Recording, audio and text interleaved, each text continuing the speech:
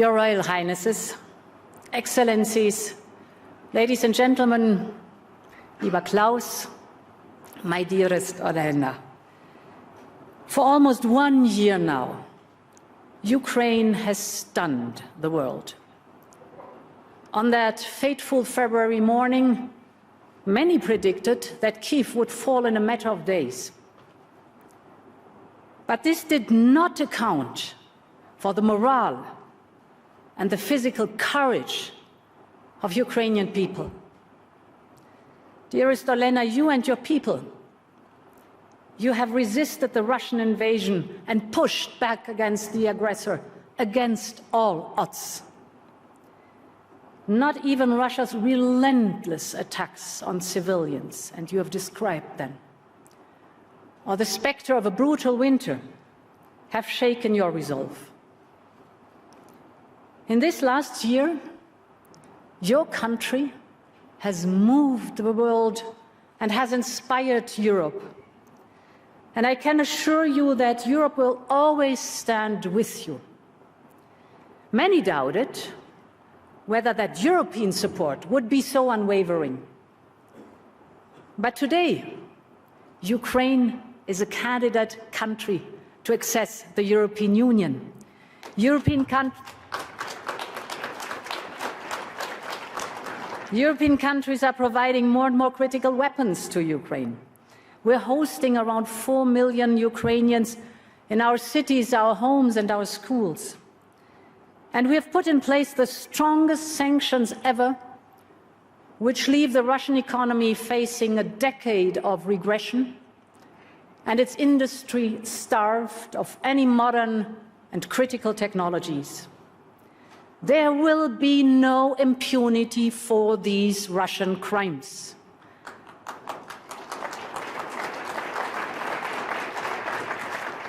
And, my friends, there will be no let-up in our steadfast support to Ukraine, from helping to restore power, heating and water, to preparing for the long-term effort of reconstruction. And to reaffirm that support, we announced yesterday that the Commission is delivering 3 billion euros of financial support.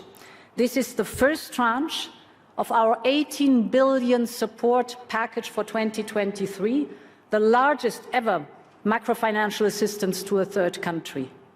This is a strong message, and this will bolster Ukraine's financial stability, help to pay wages, ensure the running of hospitals and housing services and schools. I just want to say, my dearest Olena, and I think I can speak on behalf of this hall and this audience here, we are in it for as long as it takes and stand by our Ukrainian friends.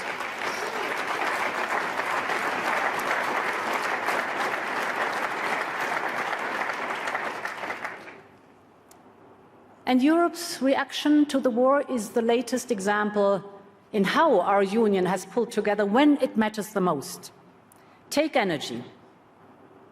A year ago, Europe had a massive dependency on Russian fossil fuels built over decades. This made us vulnerable to supply squeezes, price hikes, and of course vulnerable to Putin's market manipulation. In less than a year, Europe has overcome this dangerous dependency. We have replaced 80% of Russian pipeline gas. In parallel, we have filled our storages. Of course, we have reduced our demand by more than 20% in the period from August to November. And through collective effort, we brought down gas prices quicker than anyone expected. From its peak in August, this was 350 euros per megawatt hour. It is now European natural gas prices dropped by 80% by this month. That is below the levels of before the Ukraine war. Europe has once again shown the power of its collective will. Nevertheless, we should be under no illusion how difficult these periods, first of pandemic and then followed by a war, are for our families and for our businesses. And we will have to show the same resolve as we face up to a collision of crises.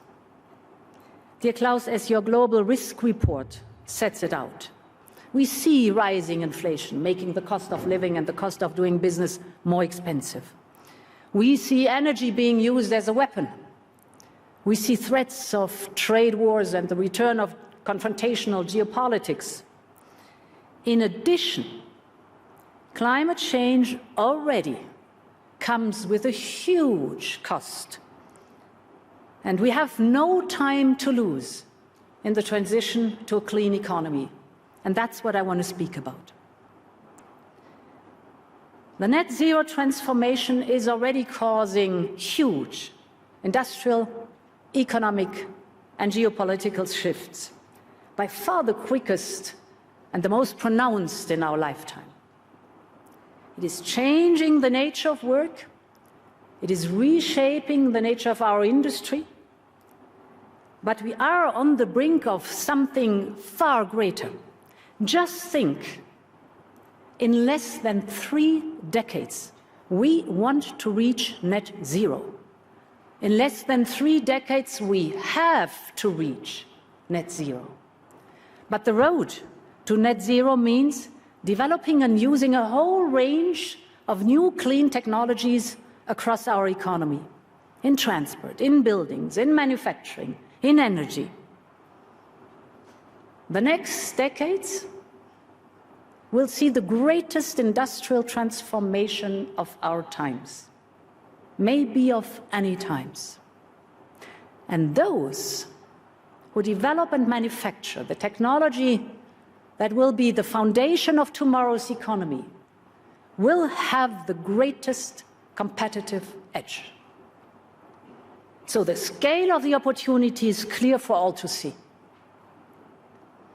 The International Energy Agency estimates that the market for mass-manufactured clean energy tech will be worth around $650 billion a year by 2030, more than triple today's levels. To get ahead of the competition, we need to keep investing in strengthening our industrial base and making Europe more investment and innovation friendly. And that is what investors are looking closely at in the different markets for clean tech. Here in Europe, we moved first with the European Green Deal to set the path to climate neutrality by 2050. We have cast our net zero target into law to provide the predictability and the transparency business needs. We followed up with our investment firepower of Next Generation EU, that is our 800 billion investment plan, the Just Transition Fund and other instruments across the economy.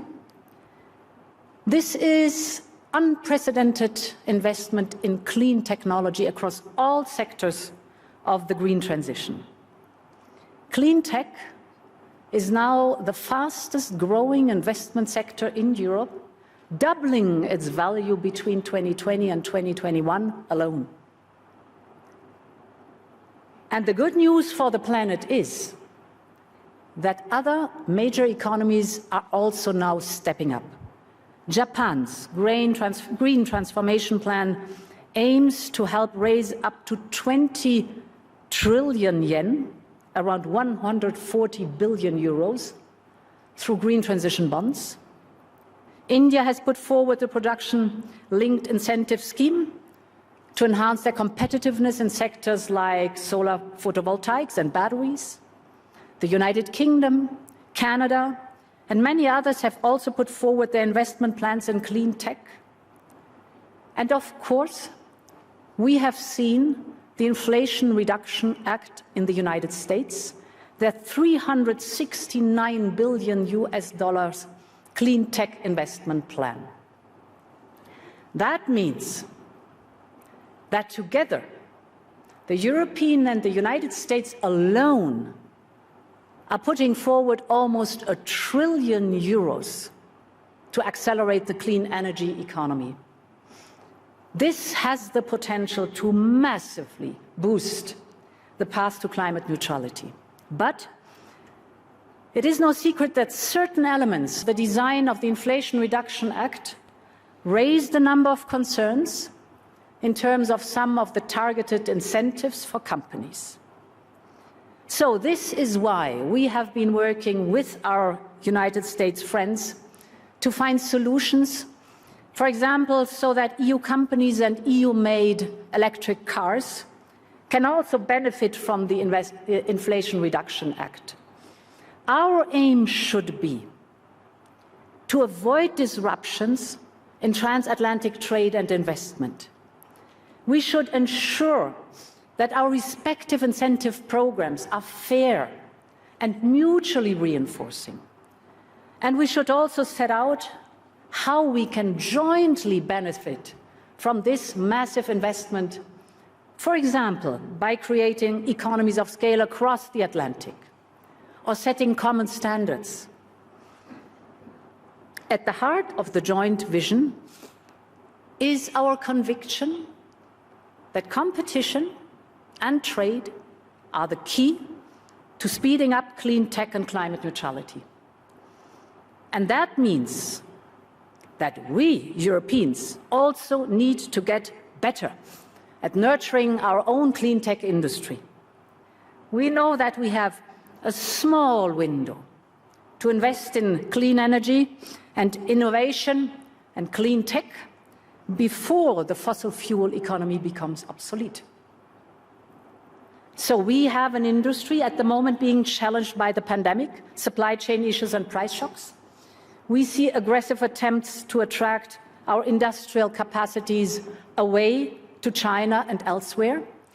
We have a compelling need to make this net zero transition without creating new dependency. We've learned our lessons from the fossil fuels. And we know that future investment decisions will be taken now, depending on what we do today. We Europeans have a plan, a Green Deal industrial plan. Our plan to make Europe the home of clean tech and industrial innovation on the road to net zero. Our Green Deal industrial plan will be covering 4 different pillars: the regulatory environment, financing, skills, and trade. The first pillar is about speed and access. We need to create a regulatory environment that allows us to scale up fast and to create conducive conditions for sectors crucial to reach the net zero goal that we've set ourselves. This includes, for example, wind, heat pumps, solar, clean hydrogen, storage, and other topics, for which demand is boosted by our Next Generation EU and Repower EU investments. To help make this happen, we will put forward a new Net Zero Industry Act. This will follow the same model as our CHIPS Act.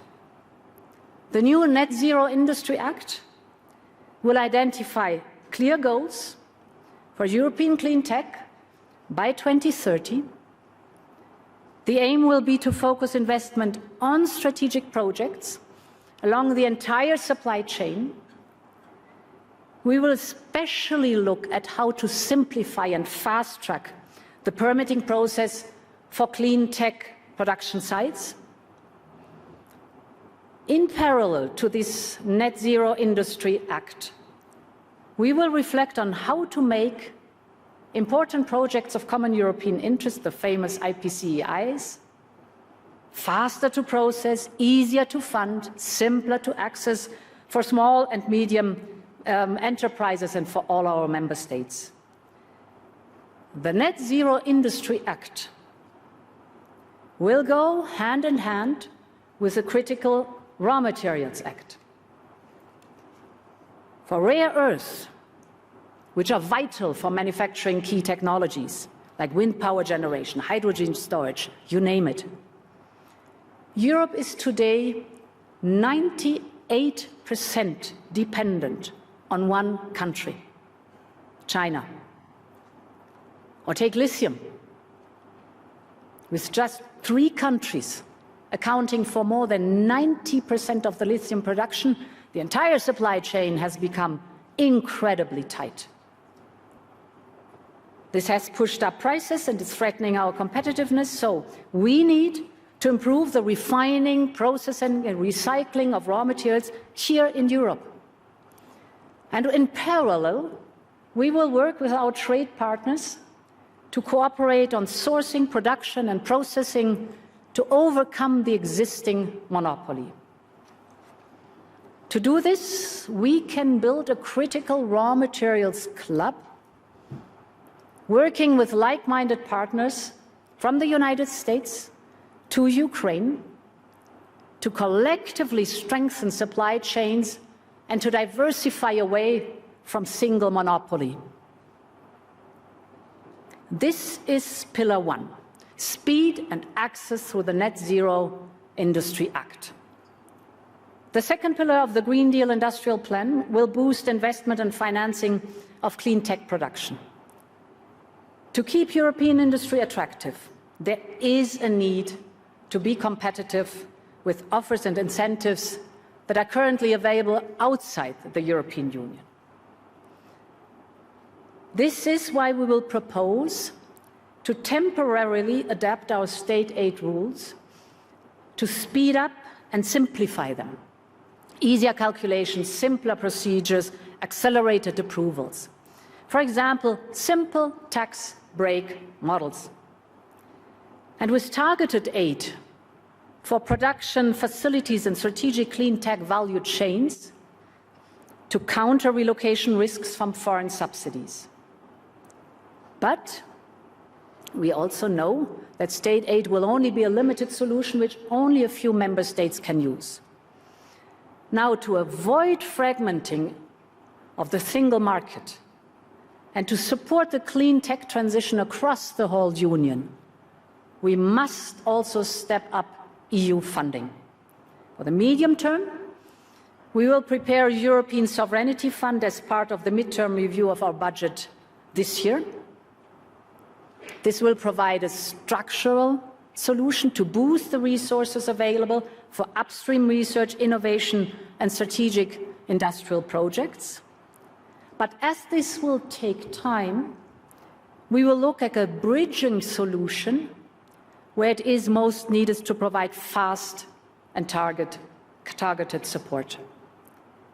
And to support this, we are currently working hard on a needs assessment. So the second pillar is funding and state aid.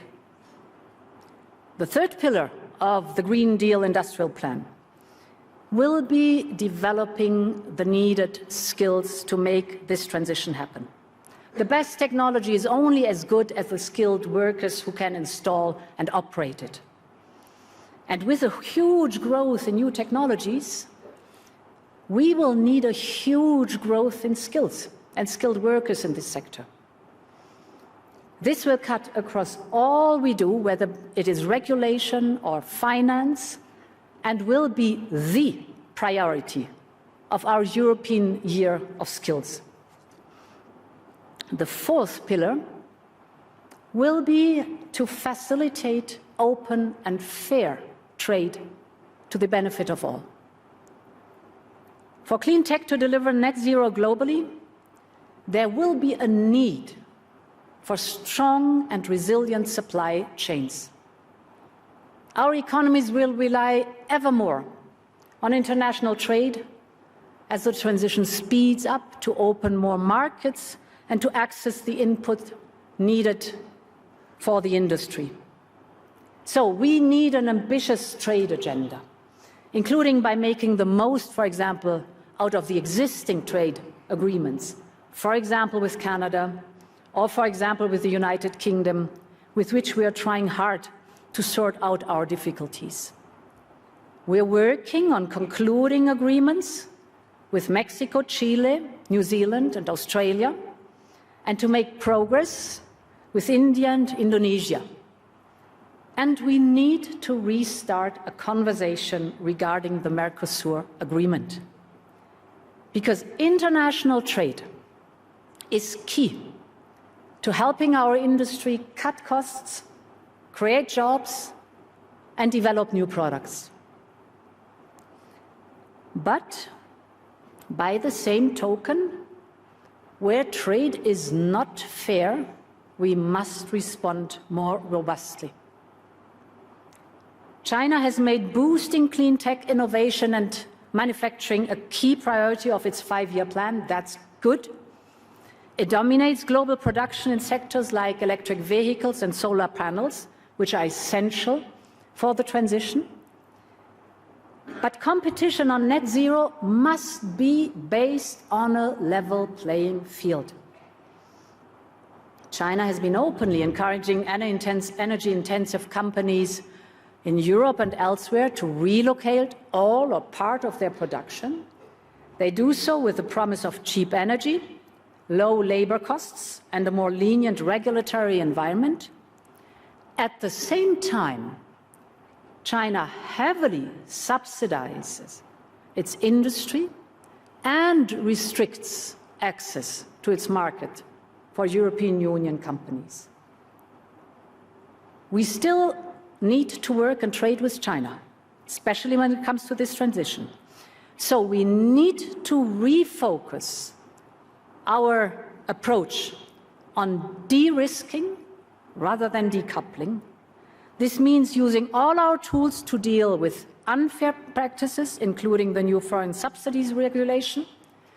And we will not hesitate to open investigations if we consider that our procurement or other markets are being distorted by such subsidies.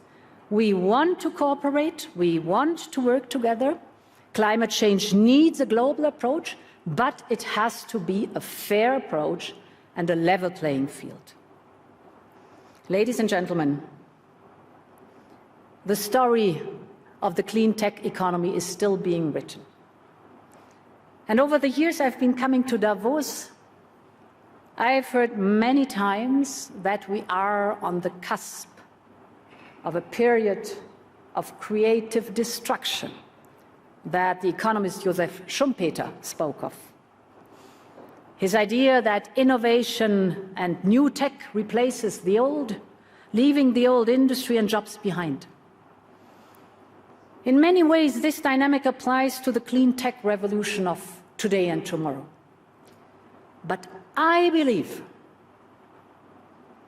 if Europe gets it right, the story of clean tech economy can be one of creative construction, with the right support and incentives for companies to innovate, with the right focus on skills and people, with the right environment to make the most out of our world-leading innovation capacity. Europe already has everything it takes: talent, researchers, industrial capacity, investment. And Europe has a plan for the future. And this is why I believe the story of the clean tech economy will be written in Europe. Thank you very much.